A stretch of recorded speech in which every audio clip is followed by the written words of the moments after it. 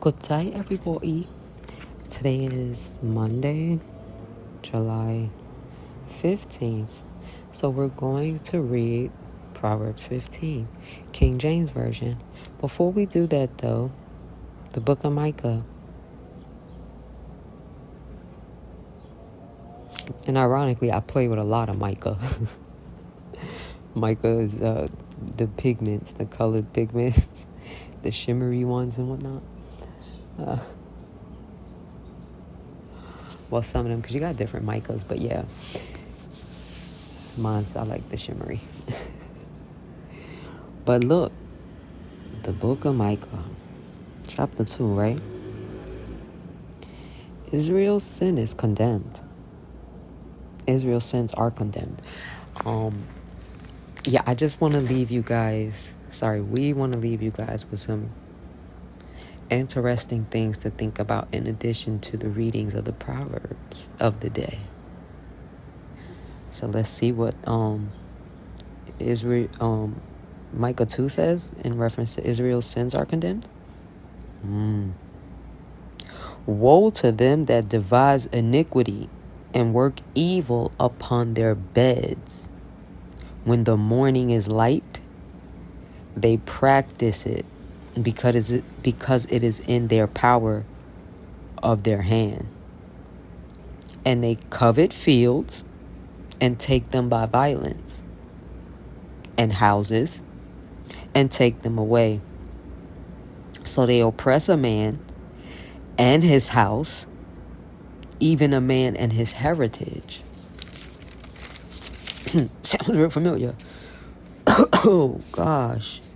Therefore, thus saith the Lord, behold, against this family do I devise an evil, from which ye shall not remove your necks, neither shall ye go haughtily from this time, for this time is evil.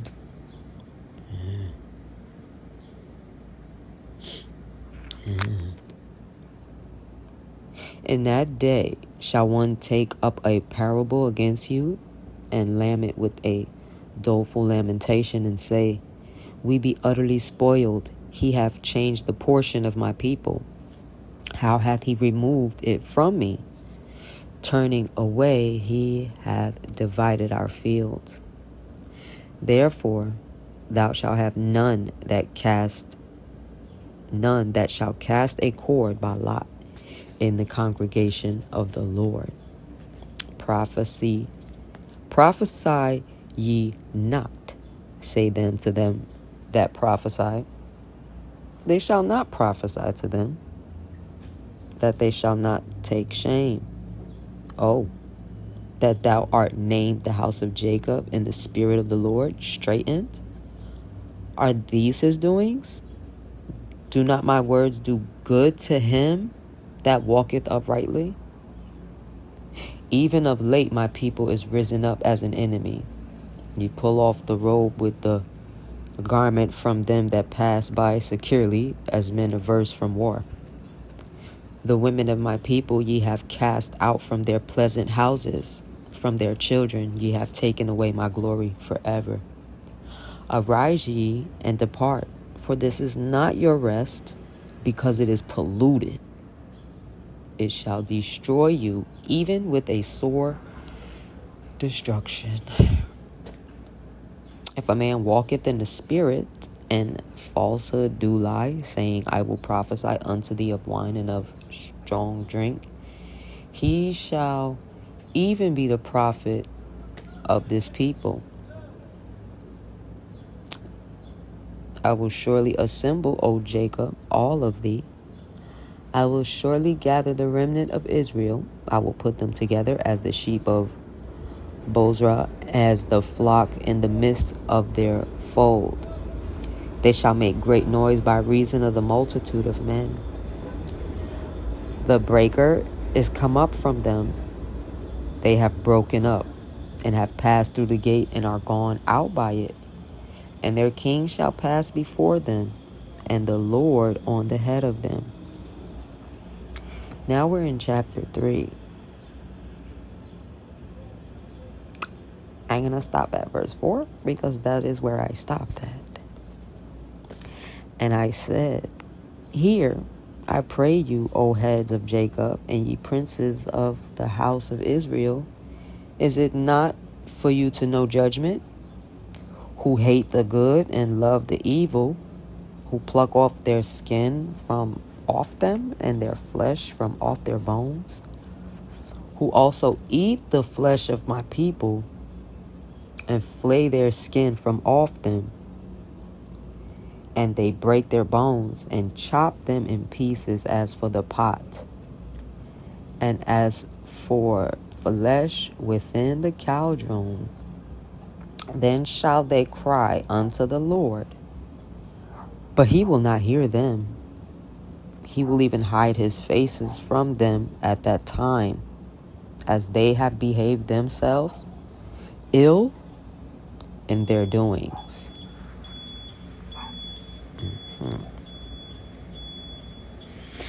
So for me, this was a confirmation that, one, I wasn't bugging about a lot of things. There are still very much oppressors in high places stealing things from God's people. When Peter said we wrestle not, was that Paul? Peter or Paul? We wrestle not against flesh and blood, but against principalities in high places.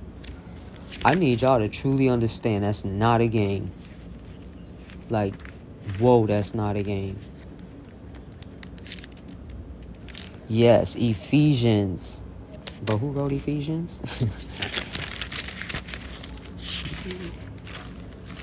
Yes, Paul. Yes, Ephesians 6:12. For we wrestle not against flesh and blood, but against principalities, against powers, against the rulers of the darkness of this world, against spiritual wickedness in high places, not low places, aka your neighbor, aka your family member, aka the person in the next town from you. That's not your op. I'm telling you right now. It's not it. That's not it. Now,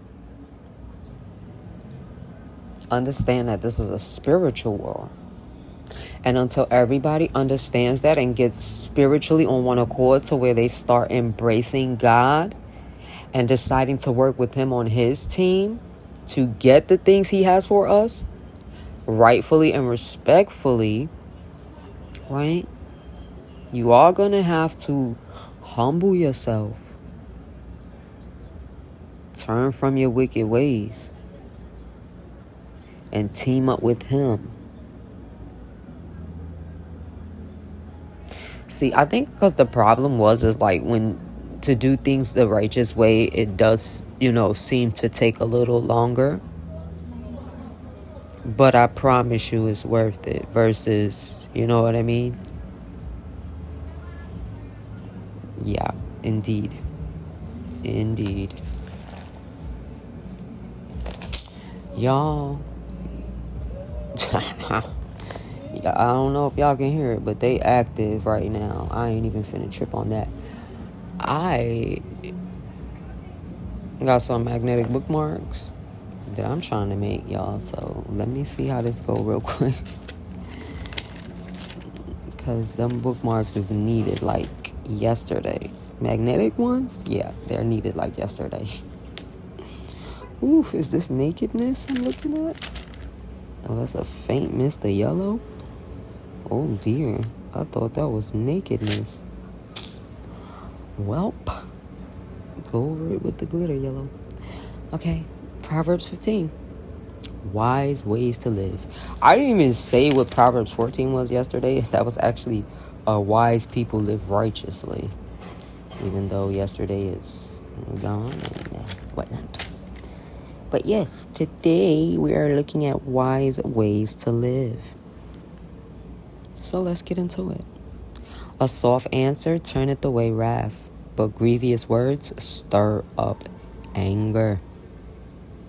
The tongue of the wise useth knowledge aright, but the mouth of fools poureth out foolishness. The eyes of the Lord are in every place, beholding the evil and the good. I had to put a heart by that.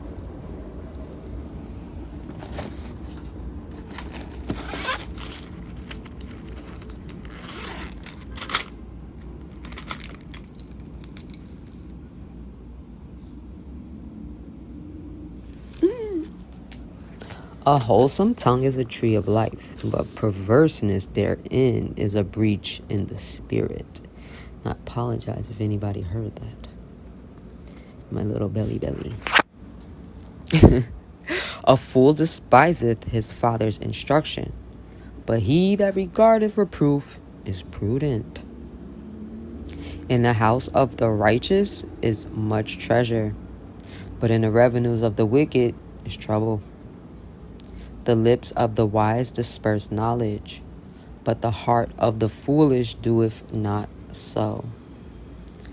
The sacrifice of the wicked is an abomination to the Lord, but the prayer of the upright is his delight. I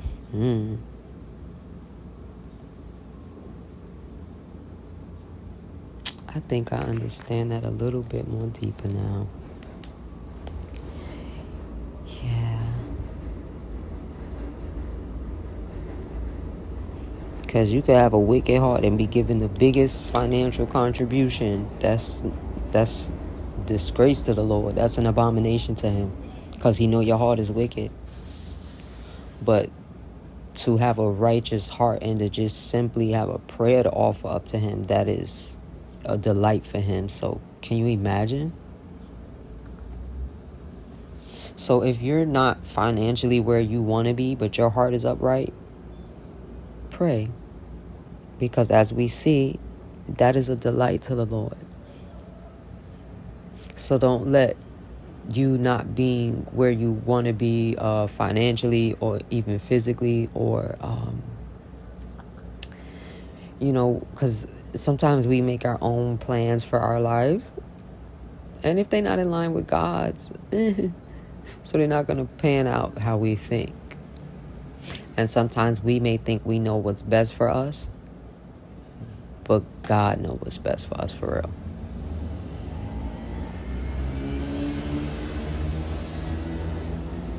So,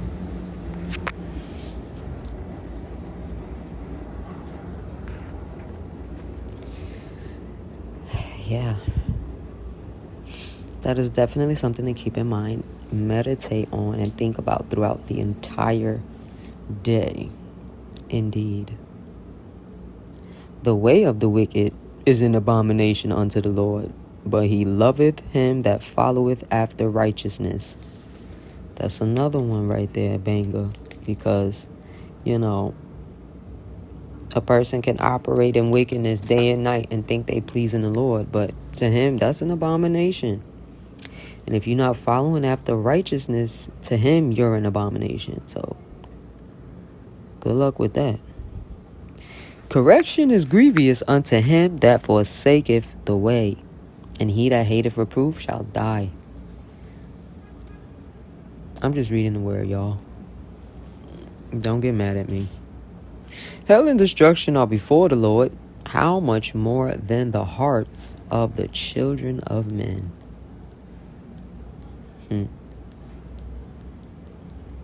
So don't ever think, and that whole God know my heart. Yeah, he do. He do. He really do.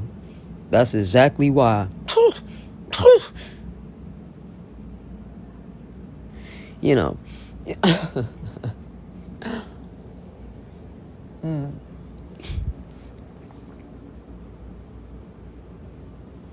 A scorner loveth not one that reproveth him.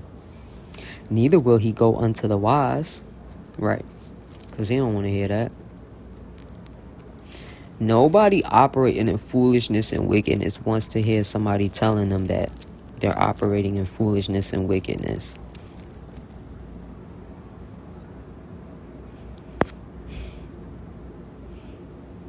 woe unto them, because that person is trying to help you, save you from destruction. But pride, oof, my goodness, pride is literally like the spirit of Leviathan, y'all. If y'all understand how strong, we're gonna go to the book of Job for a second after this, so I can give you guys a little snippet about Leviathan, because he is equivalent to the spirit of pride. That Dictionary of Demons book, I gotta get that book. I keep saying that, but yeah, I seriously have to get that book.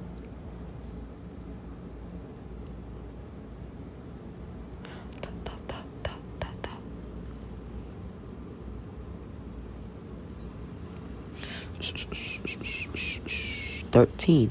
A merry heart maketh a cheerful countenance, but by sorrow of the heart the spirit is broken."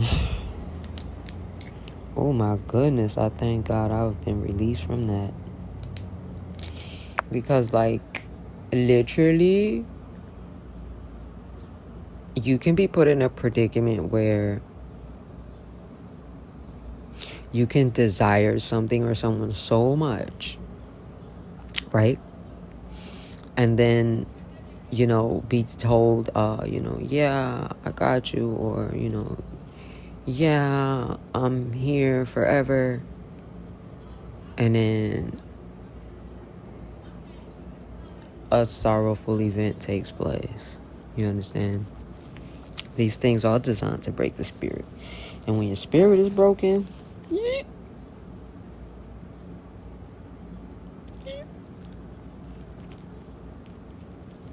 but I pray that, those of us who are going through any type of sorrow, that the Lord be our strength, and we don't fall prey to the broken spirit syndrome, because that can really be detrimental for one's relationship with the Lord.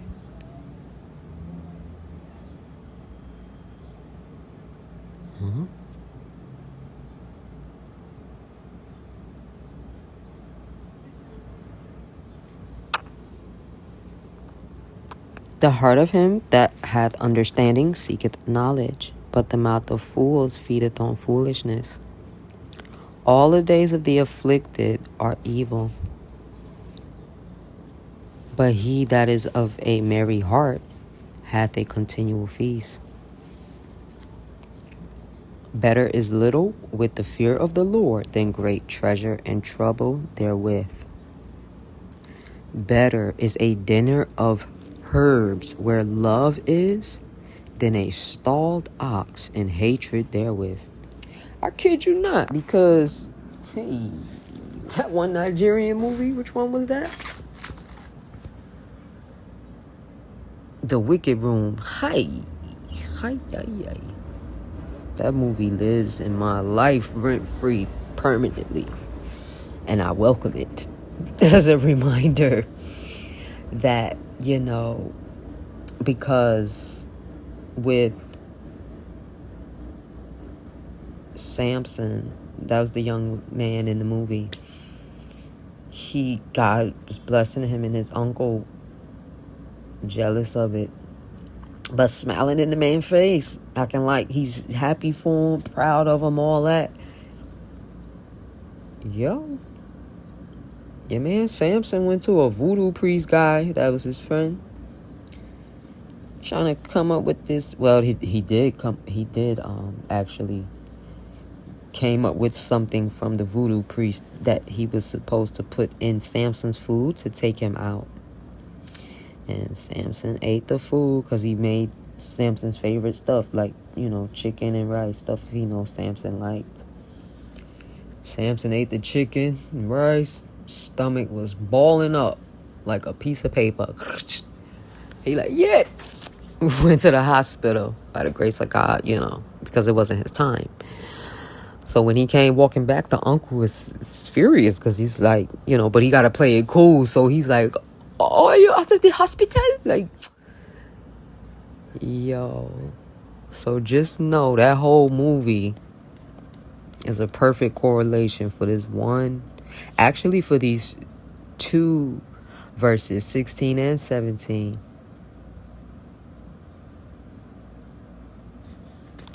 Oh, actually, no, just 17. Sorry, y'all.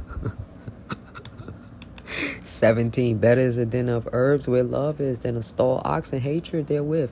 Because had Samson not been covered by, God and angels of protection, that concoction from the voodoo priest would have legitimately taken him out. So can you imagine? He's going to see his uncle, eating with his uncle, thinking it's all sweet and everything is cool because he's with his uncle. Meanwhile, the uncle's tiptoeing to a voodoo priest to go get poison to dip in his food and drink to kill the man. And so let me tell y'all how God works, right? Never take certain situations and be mad about. Like, okay, perfect example. Let me just tell y'all what happened, right? So the uncle, the food poison situation didn't take him out. So then he go back to the voodoo priest, gotta get something. Now he puts it in a drink, right? So he's toasting up with Samson, like, yeah, let's, drink. So he sends Samson in the house to go get his Bible so he could spike the drink. Samson comes out, getting ready to drink the drink. His pastor calls him. This is God. I kid y'all not. Pastor calls him, tell him, in but so many words, be on point. Samson's like, okay. But he's with his uncle. So subconsciously, he's not thinking that the pastor's talking about with the uncle, right? He's just thinking about in life in general. So they go chatting. They distracted, chatting, nonsense chatting. Here come a madman randomly out of the blue. Makes Samson put the drink down and makes him swap with the uncle. Told him to drink the uncle's drink and told the uncle to drink Samson's drink. The uncle wouldn't drink it. The madman was saying how the uncle had poisoned the drink. And the uncle's like, oh, you a madman. Like, don't come over here chatting. He like, okay, well, since I'm chatting, then drink the drink. But the uncle never drunk the drink. So now the madman waving the machete like, yo, drink the drink or I'm offing you. And he's like, okay. So he told Samson, I poisoned the drink and I was about to try to kill you. Right.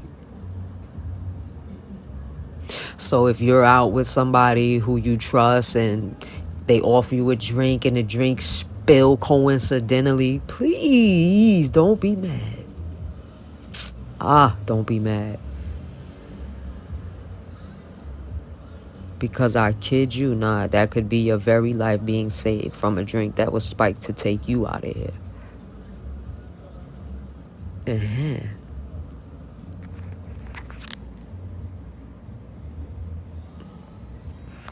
So as verse 17 said, better is a dinner of herbs where love is than a stalled ox and hatred therewith. A wrathful man stirreth up strife, but he that is slow to anger appeaseth strife. The way of the slothful man is as an hedge of thorns, but the way of the righteous is made plain. A wise son maketh a glad father, but a foolish man despiseth his mother. Folly is joy to him that is destitute of wisdom, but a man of understanding walketh uprightly. Without counsel, purposes are disappointed, but in the multitude of counselors they are established.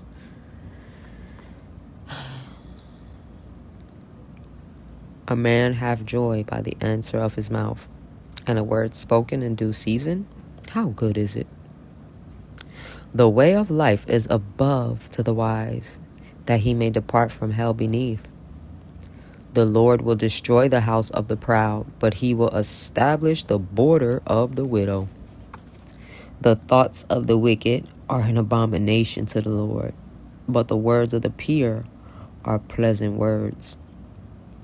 He that is greedy of gain troubleth his own house, but he that hateth gifts shall live.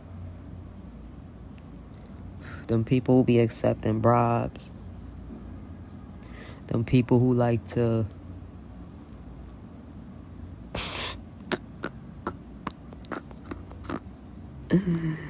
yeah, the heart of the righteous studieth to answer, but the mouth of the wicked poureth out evil things. The Lord is far from the wicked, but he heareth the prayers of the righteous. Excuse me. The light of the eyes rejoiceth the heart, and a good report maketh the bones fat. The ear that heareth the reproof of life abideth among the wise. He that refuseth instruction despiseth his own soul, but he that heareth reproof getteth understanding. The fear of the Lord is the instruction of wisdom, and before honor is humility. That was the end of Proverbs 15. Daily, we want to be making sure we're asking the Lord from a sincere, humble heart. Psalms 139, verses 23 and 24. Search me, O God, and know my heart.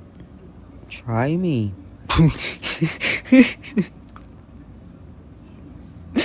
Try me.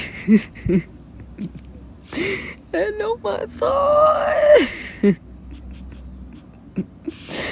Do you know how endearing to ask the Lord to try me?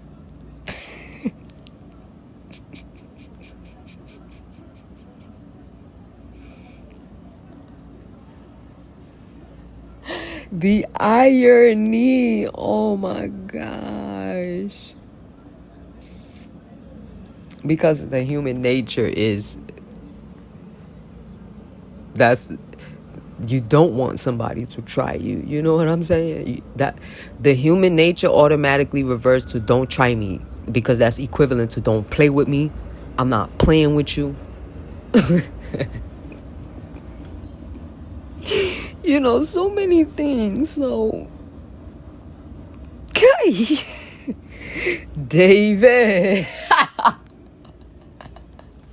Because this is David who wrote this.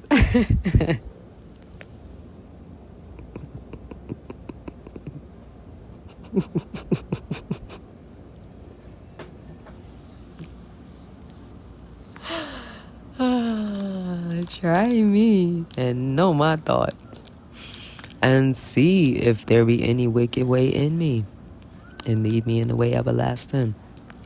For real though. Yeah, I got serious real quick because that's for real. You know, I am all for laughing, giggling, good times, let the good times roll. But baby, when there's seriousness happening, is seriousness. You know what I mean? And that is seriousness. That 24. See if there be any wicked way in me, and lead me in the way everlasting. Because it is absolutely one thing for us to think we're so haughty and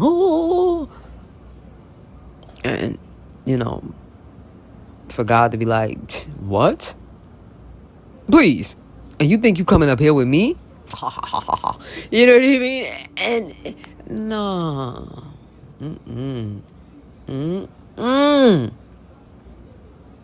No. We would rather, while we're here on the earth and we have the chance to, humble ourselves and get it right. You know what I mean? But, yeah.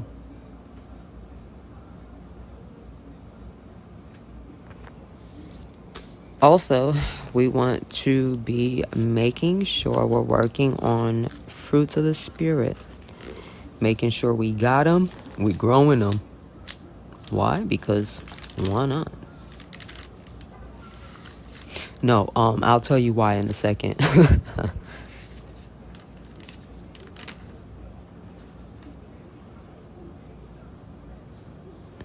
Yes, but the fruits of the Spirit is love, joy, peace, long-suffering, gentleness, goodness, faith, meekness, temperance, self-control. Against such there is no law, right? Because Matthew 3 will tell us why we want to make sure we're operating in the fruits of the Spirit and catering to them daily, making sure they growing daily. Because in Matthew 3:10 it says, "And now also the axe is laid unto the root of the trees. Therefore every tree which bringeth not forth good fruit is hewn down and cast into the fire."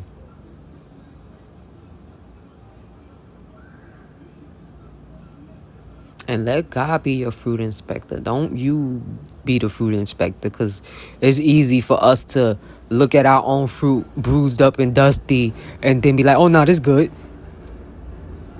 Because of the fleshly, prideful nature. No. Let Jesus be your fruit inspectors. Ask them, how are my fruits of the Spirit doing? Is there anything I need to work on? By the grace of God, I know what I need to work on. And every day I strive towards working towards that.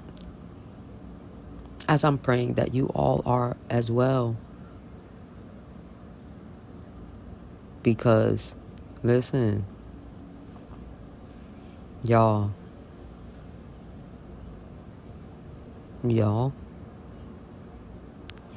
what was that yesterday? Daddy, what was that? The book of Jude. Thank you.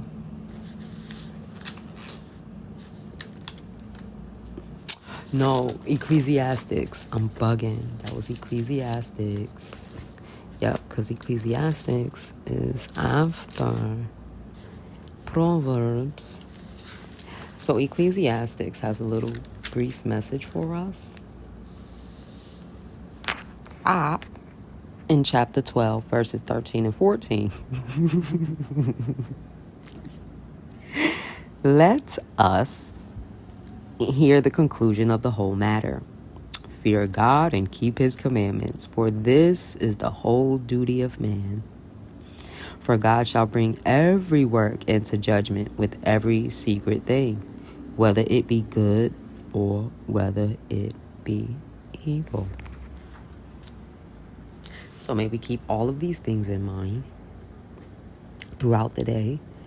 Wind down self-reflections. I really want to start getting into those, like nightcaps and self-reflectance over the day. But I'm going to spend some more time with my daddy, and we'll get more whatever into, because I would actually want it to be gloss over and look back on the scriptures read, because I noticed, like, with the Proverbs of the day, coincidentally, something from Proverbs of the day, something will take place in the actual day event. I'll witness it play out right before my eyes. So I'm like,